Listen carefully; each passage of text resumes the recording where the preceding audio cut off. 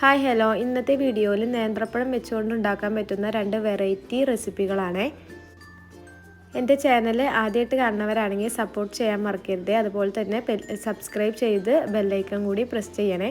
അപ്പോൾ നമുക്ക് വീഡിയോയിലോട്ട് കടക്കാം. ആദ്യമായിട്ട് ഉണ്ടാക്കാനായിട്ട് ഒരു പാനിലേക്ക് 2 ടീസ്പൂണോളം നെയ്യ് ചേർത്ത് കൊടുക്കാം. അതിലേക്ക് ഒരു നേന്ത്രപ്പഴം കട്ട് ചെയ്തത് ഇട്ട് കൊടുക്കാം. എന്നിട്ട് നല്ലപോലെ ഒന്ന് വഴറ്റിയെടുക്കാം കേട്ടോ. നേന്ത്രപ്പഴം ഒന്ന് വാടി കിട്ടിക്കഴിഞ്ഞാൽ നമുക്കിത് വേറെ പാത്രത്തിലേക്ക് മാറ്റാം. അതിനുശേഷം അതേ പാനിലേക്ക് തന്നെ ഒരു 2 കപ്പ് പാല് ചേർത്ത് കൊടുക്കാം കേട്ടോ.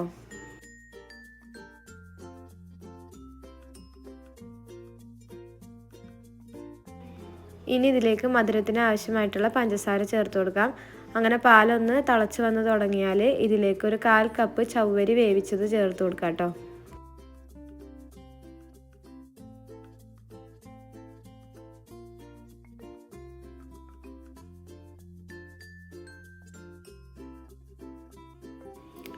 അങ്ങനെ ചവരിയൊക്കെ ഇട്ട് കഴിഞ്ഞാൽ പിന്നെ നമ്മൾ നേരത്തെ വഴറ്റി വെച്ച നേന്ത്രപ്പഴം ഉണ്ടല്ലോ, അതും കൂടി ചേർത്ത് കൊടുക്കാം. ഇനി ഇത് നല്ലപോലെ ഒന്ന് തിളപ്പിച്ച് വറ്റിച്ചെടുക്കാം കേട്ടോ.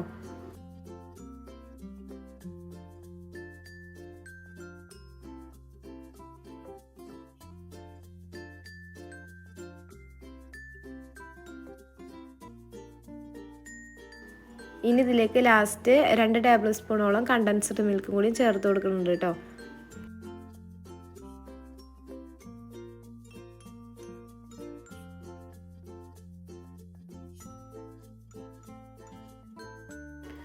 ഒരു 2-3 മിനിറ്റിന് ശേഷം ഒന്ന് തിളപ്പിച്ചെടുത്താൽ നമുക്കിത് അതുപോലെ നല്ലപോലെ കുറുകി കിട്ടൽ തുടങ്ങും കേട്ടോ. ഈ ഒരു സ്റ്റേജ് ആകുമ്പോൾ നമുക്ക് ഫ്ലെയിം ഓഫ് ചെയ്ത് വയ്ക്കാം. അങ്ങനെ ലാസ്റ്റ് നെയ്യിൽ വറുത്ത അണ്ടിപ്പരിപ്പ് മുന്തിരിയൊക്കെ ചേർത്ത് കൊടുക്കാം കേട്ടോ. അങ്ങനെ നമ്മുടെ പഴം വെച്ചുകൊണ്ടുള്ള പായസം ഇവിടെ റെഡി ആക്കി ഇട്ടിട്ടുണ്ട്. നല്ല ടേസ്റ്റും അതുപോലെ തന്നെ നല്ല ഹെൽത്തി ആയിട്ടുള്ളൊരു പായസത്തിൻ്റെ റെസിപ്പിയാണ് കേട്ടോ. അപ്പോൾ എല്ലാവരും ഇത് വീട്ടിൽ ട്രൈ ചെയ്ത് നോക്കണേ.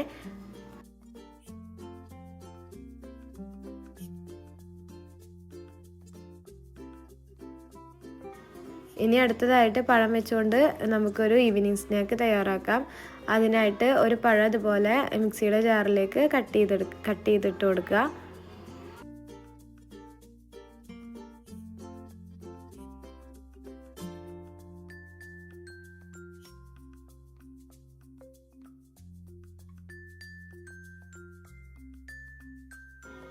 ഇനി ഇതിലേക്ക് ഒരു 1/4 കപ്പോളം ശർക്കര ചേർത്ത് കൊടുക്കാം കേട്ടോ.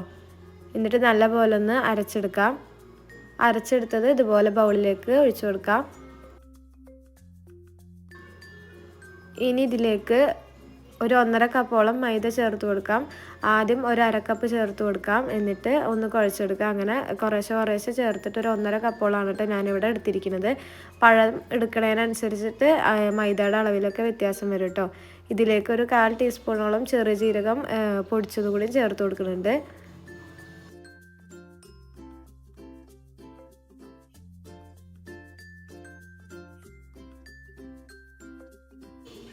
അങ്ങനെ ഇതൊരു ചപ്പാത്തി മാവിൻ്റെ കൺസിസ്റ്റൻസിയിൽ നമ്മളിത് കുഴച്ചെടുക്കുക കേട്ടോ. നല്ലപോലെ ഒരു 5 മിനിറ്റ് നേരം കുഴച്ചെടുത്തിട്ട് നമ്മൾ ഇത് മാറ്റി വയ്ക്കാം. ഒരു അരമണിക്കൂർ നേരം റെസ്റ്റ് ചെയ്യാനായിട്ട് വെക്കണം കേട്ടോ. ഓയിൽ തടവി കൊടുത്തതിന് ശേഷം ഇത് റെസ്റ്റ് ചെയ്യാനായിട്ട് വെക്കാം.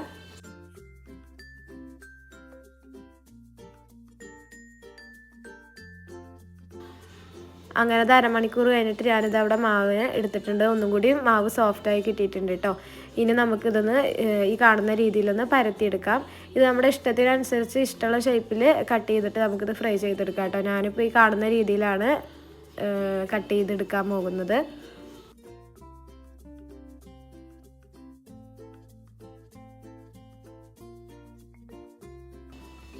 ഇതുപോലെ നീളത്തിലൊരു സ്റ്റിക്കിൻ്റെ രൂപത്തിലായിട്ടാണ് കേട്ടോ ഞാനിവിടെ കട്ട് ചെയ്തെടുക്കുന്നത്.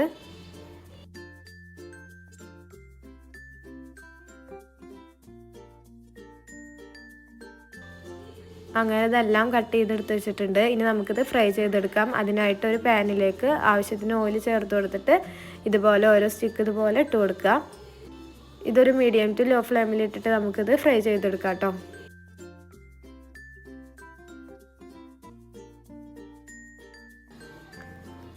അങ്ങനെ ഇതാ തിരിച്ചു മറിച്ചൊക്കെ ഇട്ടിട്ട് ഒരു ലോ ഫ്ലെയിമിൽ ഇട്ടിട്ട് ഇത് നമ്മളിതാ ഫ്രൈ ചെയ്തെടുത്ത് മാറ്റി വെച്ചിട്ടുണ്ട് കേട്ടോ. കറുത്ത പഴമൊക്കെ ഉണ്ടെങ്കിൽ കറുത്ത പഴം കൊണ്ടൊക്കെ ഇതുപോലെ ഉണ്ടാക്കി കൊടുത്താൽ കുട്ടികൾക്കൊക്കെ ഭയങ്കരമായിട്ട് ഇഷ്ടപ്പെടും കേട്ടോ. അപ്പോൾ എല്ലാവർക്കും ഇന്നത്തെ വീഡിയോ ഇഷ്ടപ്പെട്ടു എന്ന് വിചാരിക്കുന്നു. ഇഷ്ടപ്പെട്ടാൽ ലൈക്കും ഷെയറും സബ്സ്ക്രൈബൊക്കെ ചെയ്യാം. നാളെ മറ്റൊരു വീഡിയോ ഇട്ട് വരുന്നുണ്ട്. Okay, by.